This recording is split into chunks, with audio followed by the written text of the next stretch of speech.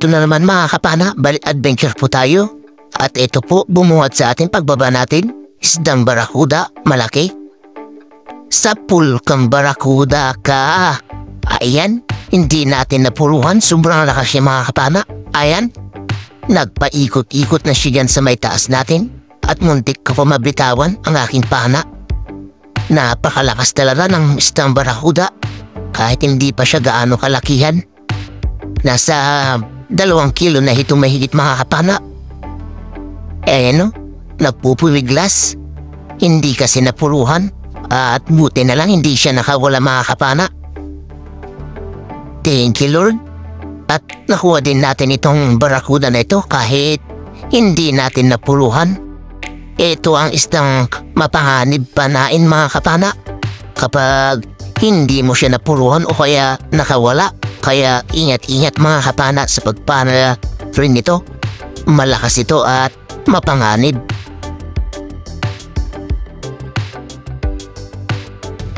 At dito naman mga kapana ay nakakita tayo ng 2 isda. Isang dalagang bukid at saka tagbago. Pero inuna natin itong dalagang bukid kasi malaki. Ayun, headshot mga kapana. Thank you Lord, nakadagdag tayo ng pangbenta. At nagkasaulit tayo yan para mapana pa yung tagbago yan mga kapana o mas kilala sa amin na ulayan.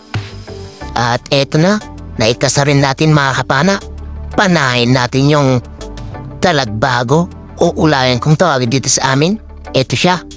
Ayun, tinamaan ulit mga kapana. Thank you Lord. Nakadalawang isda tayo. Tagbago at dalagang bukid o kabasi kung tawagin dito sa amin. First class at saka sari-sari. Pambenta mga kapana. Thank you ulit Lord. Hanap ulit tayo. Ayun kabasi. Sapul ka. Tinamaan mga kapana yung kabasi. Nabigla tayo dun kaya napana na lang natin. Thank you Lord. Nakuha din natin itong mga kapana. Kabasi o dalagang bukid. Malapad-lapad na. Sa di kalayuan mga kapana, eto nakakita ulit tayo ng 2 dalagang bukid andito sa may silong ng coral. Ayun, tinamaan natin yung isa mga kapana. Kaso yung isa kumaripas na. Sumuot na sa malalim na butas kaya hindi na natin napana. Ito lang isa. Thank you Lord, malapad-lapad ulit na pandadagdag sa pambenta. At eto pa mga kapana, isang maya-maya. Ayun, spine shot. Thank you Lord.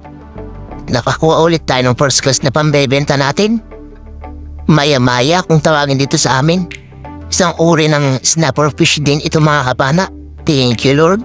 Masarap din ito sa sinabaw mga kapana. At sa pirito. Manamis-namis yung sabaw nito mga kapana. At ito naman mga kapana. Isang kupa pa ang atin nakita o kampa. Malaki ito mga kapana, sinilapad na ng palad ko. Ayun, nahuli natin. Thank you Lord.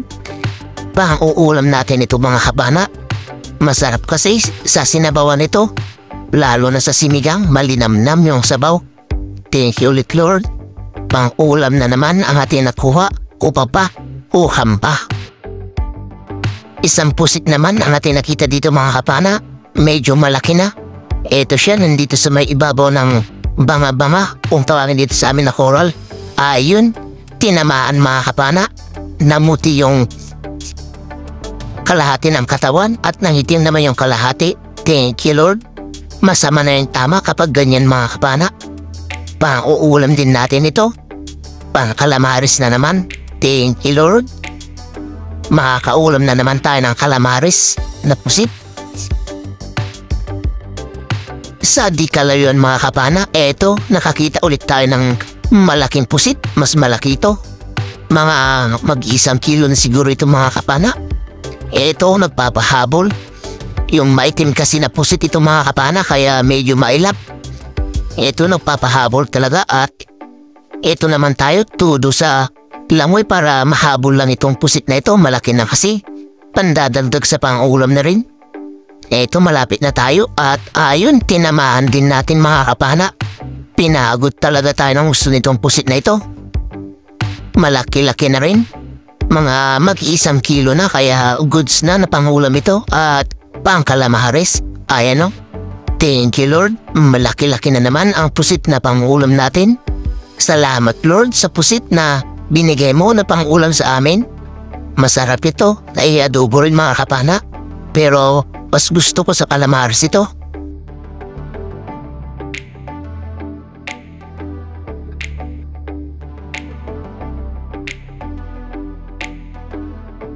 At hanap ulit tayo mga kapana ng isda. At hindi isda ang ating nakita. Igat, ayun. Tinamaan natin mga kapana. Thank you Lord. Sana hindi siya makabunot. At ayun, nakabunot niya mga kapana. Pasa tayo at tignan ulit natin mga kapana. At eto lumabas mga kapana. Nangingisay. Nasamaan pala ng tama. Thank you Lord. Dublihin na lang natin sa pagpana, baka mahagad pa tayo kapag hinawakan natin mga kapana. At ayun, napana naman natin. Thank you Lord. Malaki-laki na rin ito mga kapana. Mag-iisang kiluhin na rin. Kaya goods na. Pambenta. Igat or siil. Thank you Lord. Pandadagdag ulit sa pambebenta natin ito.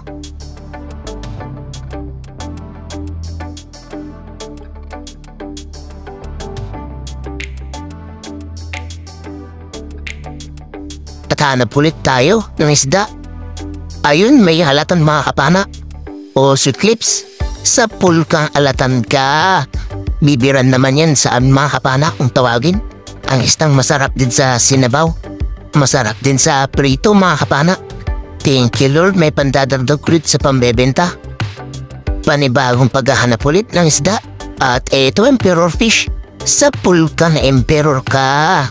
Bugsi naman yan kung tawagin dito sa amin mga kapana.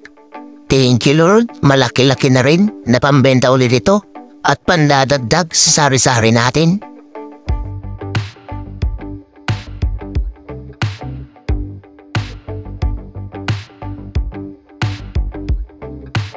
Sana may kasamaan pa yung mga emperor fish na nakuha natin.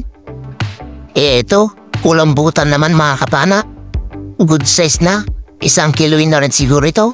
Pwede na napambenta. Ayun, headshot mga kapana. Namuti na yung ulo at nangitim naman yung katawan. Kaya good shit mga kapana. Thank you Lord, nakakuha tayo ng kulambutan na pambebenta. Oo, mas kilala naman dito sa amin na laki. Masarap din ito sa calamares mga kapana o sa adobo. Hanap na naman tayo mga kapana. Eto naman, isang igat na naman. Sa pool kang igat ka. Ito yung tinatawag sa amin mga kapana na igat abirkakan.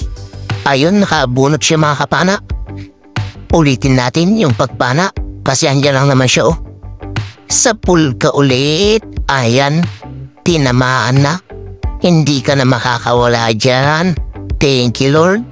Nakakuha ulit tayo ng igat at ito na rin pala yung huling napana nating mga kapana at umahon na kasi pinaahon kami ng tagasagwan namin kasi lumalakas daw yung hangin at alon. Kaya napauwi na lang kami mga kapana. Malayo-layo pa kasi yung uuwian namin, dumayo pa kasi kami kaya ayun, abang-abang sa bahay mga kapana. A few moments later. Good morning po mga kapana, ito na po pala yung mga nakuha natin kagabi. Ayan, kukunti lang po mga kapana kasi humangin po at lumakas po yung alon kaya ayan lang po yung nakuha namin. Pero ayos na rin po yan, may blessings na po rin yan mga kapana at makakapang-ulam pa, makakapambenta at ayun po yung igat natin, 1.1 po yung isa. At ito naman po yung isang igat natin mga kapana. Ayan, 0.9 lang po kaya sakto 2 kilo po yung dalawa. Ito, ikikilo na rin po yung mga sari natin mga kapana. At unang salang sa sari-sari natin.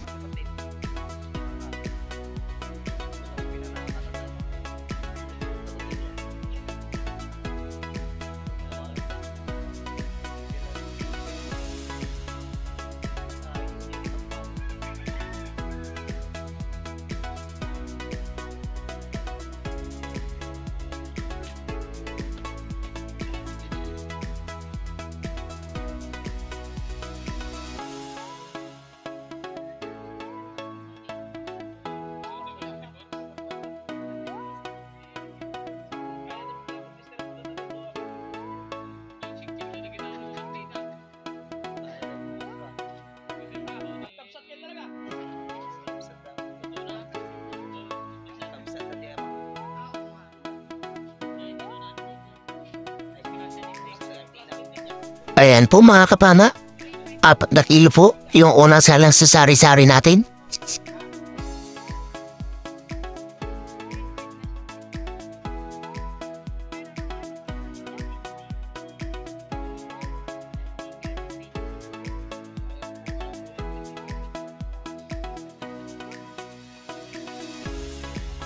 At ito po mga kapana, ikikilo na yung barakuda natin. Ayan. 2.5 din pala mga kapana, malaki-laki na. At ito naman po yung first class natin mga kapana. Ayun, 0.5 lang. At ito naman po yung cuttlefish natin. Ayan, 1.1. Morning po mga kapana. Ito na po pala yung mga nakuha natin kagabi. Yung igat po natin na dalawa ay sakto 2 kilo po. Yung sari-sari natin ay 7.5. Yung cuttlefish natin ay 1.1. Yung barracuda natin ay 2.5. Yung first class po natin ay 0.5 lang. At 13.6 po yung naipatimbang na pinabenta natin. At plus 2 kilo po na pang-ulam natin. Kaya 15.6 lahat yung nakuha natin na isda. At ito na po kabuuan ng bayad ng isda ko. 2,738. 3,476 naman po sa kasama ko, kaya 6,214 po yung kabuuan na bayad ng isda namin na dalawa, minus 700 po na gasolina at 150 na maintenance, at may natira po na 5,364 at pinag-apat pa, kaya 1,341 po ang bawat isa sa amin, kaya malaking tulong na po yan at sa pang-araw-araw namin nagastusin. At sa susunod na video na lang po tayo mag-shoutout mga kapana. Maraming salamat po sa panunod nyo at pagsuporta nyo sa akin. At ingat-ingat po tayo. God bless po sa ating lahat mga kapana.